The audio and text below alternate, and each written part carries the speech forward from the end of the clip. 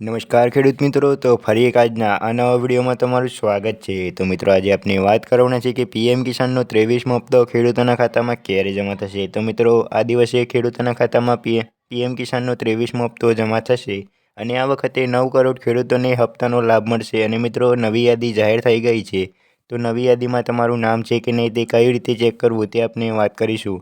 અને મિત્રો ગુજરાતના ખેડૂતોને 23મો હપ્તો ક્યારે મળશે, એટલે કે કઈ તારીખે કયા મહિનામાં મળશે તે પણ આપણે વિડીયોની અંદર વાત કરીશું। અને મિત્રો આપણે સાથે સાથે એ પણ વાત કરીશું કે આગળના હપ્તા ના મળ્યા હોય તો શું કરવું અને કયા કયા દસ્તાવેજ અપડેટ કરાવવા પડશે। અને મિત્રો વિડીયોને શરૂ કરતાં પહેલાં તમે ચેનલ પર નવા હોય તો ચેનલને સબસ્ક્રાઈબ કરતા જજો અને મિત્રો વિડીયો પસંદ આવે તો વિડીયોને લાઇક કરી દેજો। તો મિત્રો હવે વાત કરી કે જો તમે પણ પીએમ કિસાન યોજનાના 23મા હપ્તાની આતુરતાથી રાહ જોઈ રહ્યા છો, તો પહેલાં આ જરૂરી તપાસ કરી લો કે તમારો હપ્તો મળવાનો છે કે નથી મળવાનો, એટલે કે તમને લાભ મળશે કે નહીં। તો મિત્રો આપણે આગળ વાત કરી લઈએ કે તમને હપ્તો મળશે કે નહીં તે કઈ રીતે ચેક કરવું। તો મિત્રો હવે આગળ વાત કરી લઈએ કે પ્રધાનમંત્રી કિસાન સન્માન નિધિ યોજના ભારત સરકાર દ્વારા ચલાવવામાં આવે છે। જો તમે પણ આ યોજનામાંથી વર્ષમાં 3 વખત એટલે કે દરેક વખતે 2000 રૂપિયા મેળવવા માગો છો, તો પહેલાં તમારે તપાસવું જરૂરી છે કે તમે આ યોજનાના લાભ લેવા માટે પાત્ર છો કે નહીં। તો મિત્રો તમારે પણ આ યોજનાનો લાભ લેવો હોય તો તમારે પહેલાં તપાસવું જરૂરી છે કે તમે આ યોજના માટે પાત્ર છો કે નહીં, એટલે કે તમને પીએમ કિસાન યોજનાનો લાભ મળી શકે છે કે નહીં તે તપાસવું જરૂરી છે। તો મિત્રો હાલમાં તો આ યોજનાનો 23મો હપ્તો આવવાનો છે, પરંતુ ઘણા ખેડૂતો એવા હોઈ શકે છે કે જેમને 23મો હપ્તો અટકી શકે છે। તેથી તમારા માટે પણ આ તપાસવું ખૂબ જ જરૂરી છે કે ક્યાંક તમે પણ એ યાદીમાં નથી કે જેમને લાભ નથી મળવાનો। તો મિત્રો તે કઈ રીતે ચેક કરવું તે આપણે વિડીયોની આગળ વાત કરીશું, તો વિડીયોને અંત સુધી જોઈ લેજો। તો મિત્રો હવે વાત કરી લઈએ કે કયા ખેડૂતોને 23મો હપ્તો અટકી શકે છે, એટલે કે જે ખેડૂતે ઈ-કેવાયસી કરાવી નથી તેમનો હપ્તો અટકી શકે છે। આ પ્રક્રિયા આ યોજનામાં ખૂબ જ મહત્વની છે। જો તમે હજુ સુધી ઈ-કેવાયસી પૂર્ણ નથી કર્યું તો તરત જ કરાવી લો, નહીંતર તમારો 23મો હપ્તો અટકી શકે છે। અને મિત્રો તમારા આગળના હપ્તા રોકાવાનું કારણ પણ આ હોઈ શકે છે, એટલે કે ઈ-કેવાયસી બાકી હોય તો પણ તમારા આગળના હપ્તા અટકી શકે છે। તો મિત્રો તમારે પણ પીએમ કિસાન યોજનાનો લાભ મેળવવા માટે ઈ-કેવાયસી પૂર્ણ કરવું ખૂબ જ અગત્યનું છે। તો તમારે ઈ-કેવાયસી બાકી હોય તો જલ્દીથી જલ્દી કરાવી લો અને હપ્તાનો લાભ મેળવી લો। તો મિત્રો હવે વાત કરી લઈએ કે હપ્તો અટકવાનું બીજું કારણ શું હોઈ શકે છે।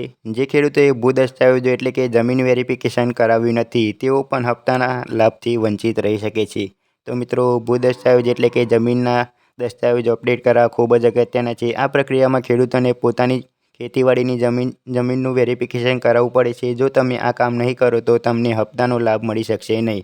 તો મિત્રો જમીન વેરિફિકેશન ખૂબ જ અગત્યનું છે, તો જલ્દીથી જલ્દી કરાવી લેજો તમારી પણ બાકી હોય તો। તો મિત્રો હવે વાત કરી લઈએ કે હપ્તો અટકવાનું ત્રીજું કારણ શું હોઈ શકે છે। આ યોજનામાં આધાર લિંકિંગ કરાવવું પણ ખૂબ જ જરૂરી છે।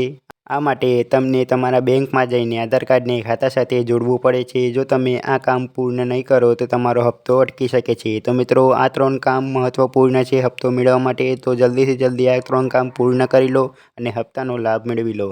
તો મિત્રો હવે વાત કરી લઈએ કે સ્ટેટસ કઈ રીતે ચેક કરવું, એટલે કે તમારું નામ નવી લાભાર્થીની યાદીમાં છે કે નહીં તે કઈ રીતે ચેક કરવું તે આપણે વાત કરીશું। તો મિત્રો સ્ટેટસ ચેક કરવા માટે સૌપ્રથમ પીએમ કિસાન વેબસાઇટ પર જાઓ, એટલે કે pmkisan.gov.in પર જાઓ।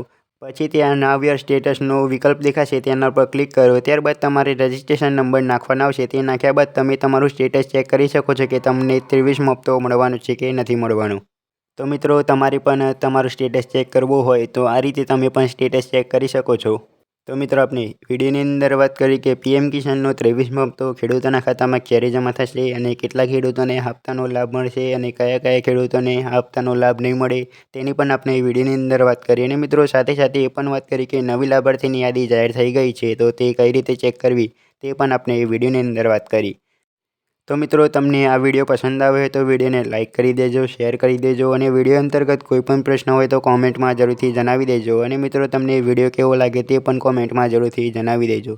અને મિત્રો તમે ચેનલ પર નવા હોય તો ચેનલને સબસ્ક્રાઈબ કરી દેજો અને વિડીયો પસંદ આવે તો વિડીયોને લાઇક કરી દેજો। તો મિત્રો ફરી મળીશું નવા વિડીયોની અંદર નવી માહિતી સાથે, ત્યાં સુધી જય હિન્દ, જય ભારત।